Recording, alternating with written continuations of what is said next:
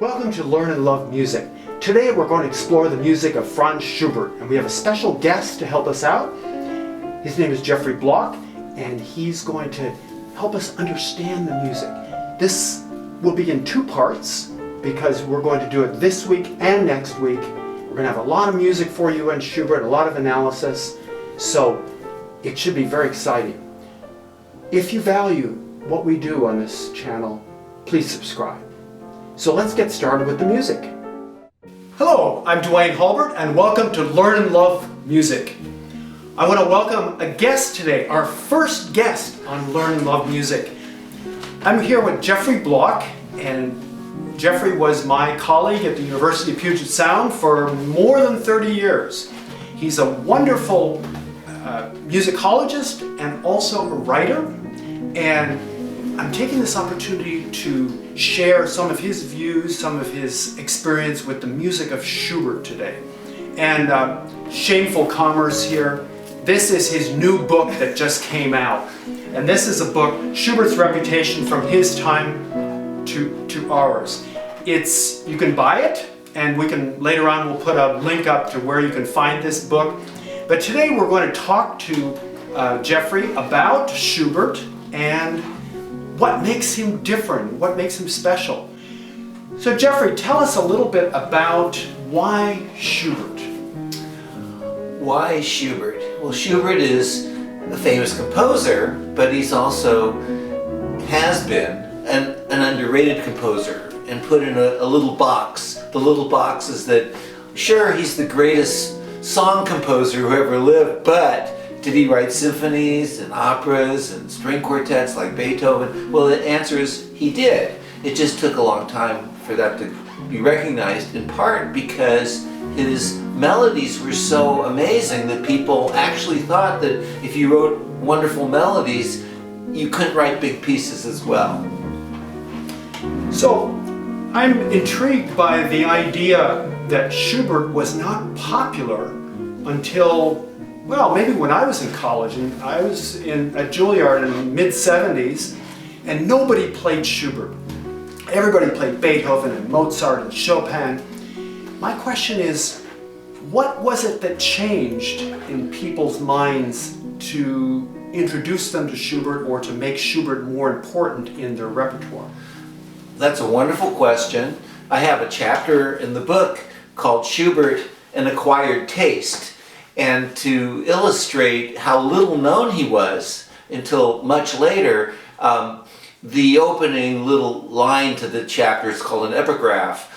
Is from an interview with the famous composer and great pianist Rachmaninoff, and this was at the centennial of Schubert's death. He died in 1828, so this was 1928, and they asked Rachmaninoff which Schubert sonatas he plays, and Rachmaninoff replied, "Schubert wrote piano sonatas?" And so it wasn't until after World War II that his piano music started becoming popular. One of the reasons for that is the fact that he was not as virtuosic as composers like Chopin or Liszt or even Beethoven.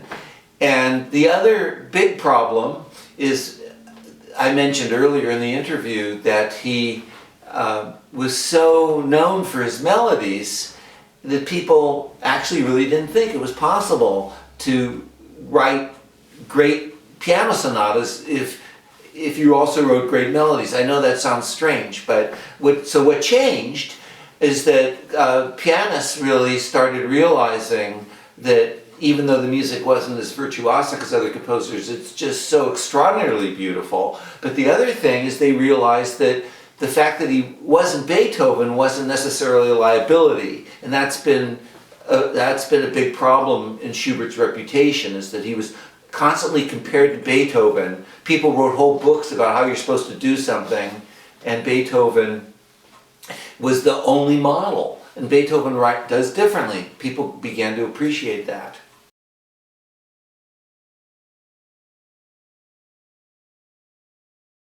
So let's look at the Little A Major Sonata of Franz Schubert. It's called the Little One because he also wrote a Big A Major Sonata. In this piece, a couple things I want you to listen to. The rhythm is very interesting in this piece because he uses a combination of dotted rhythm, which would be something like this, and also uses a lot of straight rhythm, which would be, and then dotted rhythm.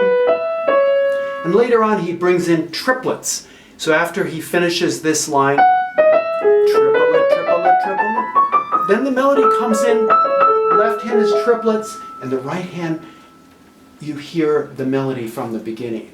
This is a fantastic piece. So I hope you enjoy this first movement of Schubert's Little A Major Sonata, my favorite melody.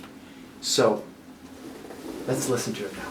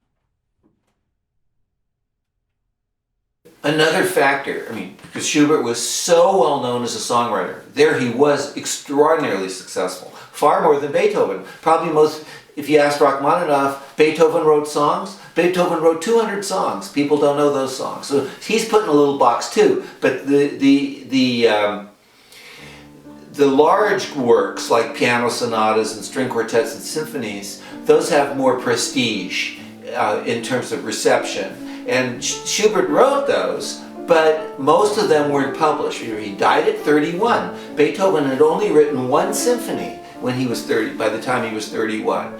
So it's really hard to make progress as a composer when you die at 31. But he had written so much music that after he died, he started having major composers like Schumann and Chopin and Liszt, and Mahler later, that championed his music. It started getting published, it started getting known, and so it was out there. Eventually pianists discovered it, and one of the things that really helped was just a growing appreciation for being lyrical, being song-like, that wasn't a bad thing. That finally changed. It took a long time. So even pianists like Horowitz and Rubinstein started coming to Schubert really late in life. They didn't start even recording Schubert until, in one case, with Rubinstein's case, until he was over 70 years old. But it finally happened. Now it's really common. Everybody likes to play Schubert sonatas. So let's go back to, in Schubert's day, he wrote a lot of his songs early in his life, throughout his life, but he was known as the song composer. So at what point did his piano music become more popular, and what caused his piano music to become popular in his own time? Schubert did start writing songs early in his life. In fact, by the time he was 14 and 15, he wrote two of the most famous songs ever written at the time, or even for many years later, a song called Erlkönig and a song called Gretchen am Spinnrad, Gretchen at the spinning wheel. And he was extraordinarily prolific, and he made money selling these songs. He became really the first freelance musician ever. I mean, totally freelance musician. And he got paid a lot for that. But meanwhile, it took him a while to, in his own way, master the larger forms. So he'd been writing piano sonatas relatively early also, well before he was 20, but it took him a long time to master it. Then he wrote a piece called The Wanderer Fantasy, and that was published, and that became his most popular piano piece. It's also the most virtuosic of his piano pieces, and that's one piece that pianists had been playing ever since. So the next problem was the fact that the big major piano sonatas, he was just in the process of getting them published when he died. So it took time to get those published in the decades after his death. So, what was the relationship between Schubert and later on with Franz Liszt? Franz Liszt was one of those composers, along with Schumann, that discovered Schubert really early. Liszt had spent some time in Vienna, and one of his teachers knew Schubert's music. He got to know his music, and so what happened was Liszt tried to champion his music. That was something Liszt did even with other composers too. He really liked the music. He didn't play the piano sonatas in public, but what he did instead was he transcribed his songs, almost 60 songs of Schubert transcribed for piano. You're going to hear one in this broadcast today. And he performed them all over Europe. So people got to know the songs, and they didn't think of Schubert as a piano composer, but since Liszt was the pianist, he was playing them on the piano, they became really, really popular pieces. So that's really where it started. His popularity began with the songs, even in piano recitals. Lots of pianists played Liszt transcriptions, and now they still do. In fact, more and more pianists are programming those Liszt transcriptions because they're so marvelous.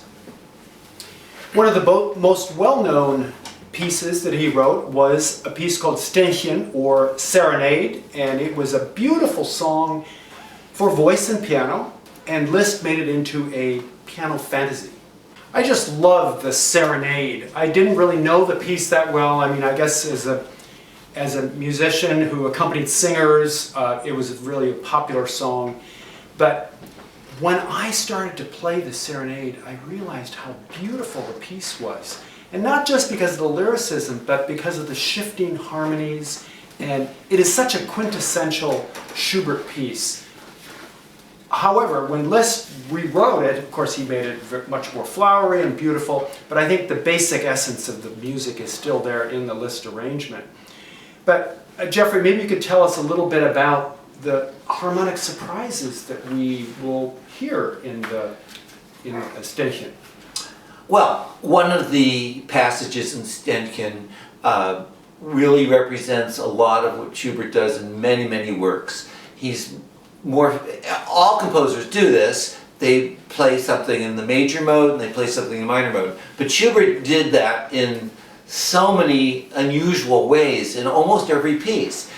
Later on in the Serenade, Schubert has a showcase of this minor and major. He plays a short passage in the minor, and then he plays the identical passage in the major, and he makes that obvious. But a lot of times it's not obvious. He's in the major, and then all of a sudden he's in the minor, and he's in the major again. But that's one of the personal stamps. Another one is that he takes a melody, which already has an interesting harmony. That's the colors underneath, the chords underneath. And what he does is he reharmonizes. And you're going to be playing some examples today of how he takes this gorgeous melody, which is beautifully harmonized, and then he plays it again in a completely different harmony. And it's clear to everybody what's happening. You know, it's obvious during what is the beginning of the Romantic period that it seems like all of the music written in the classical period seems boring because we don't have all those not transpositions, but all those key changes and different colors. But it seems like Schubert was right on the cusp of making all those changes to make that to move toward the 19th century Romanticism. Absolutely. He started off in the classical tradition. He really loved Mozart. Then he discovered Beethoven when he was a kid. And his earlier works are actually quite classical. In fact, for a fun exam once, I was a Schubert class, and I played the minuet to the Mozart G minor symphony, and only one person got it right, that it wasn't Schubert, because it sounds so much like Mozart, and that was intentional. Schubert tried to imitate Mozart. Then, when he reached his maturity as a composer, at the age of 20, he started moving on and adding new things to the form and expanding the form and basically transforming music from one stylistic era to another. Well, I hope the student got extra credit for that one. You bet! I was really impressed.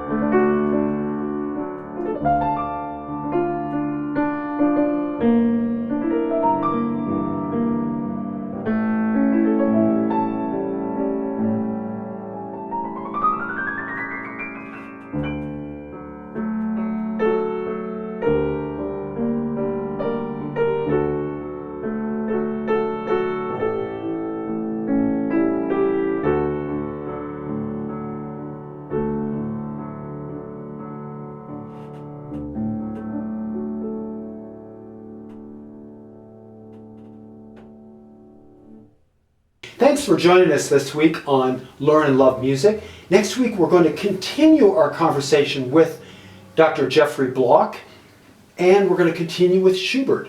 We're doing the grand B-flat sonata next week, Schubert's masterpiece for piano, and also a beautiful lyrical piece called the Impromptu in G-flat major. So hope to see you next time on Learn and Love Music with Schubert.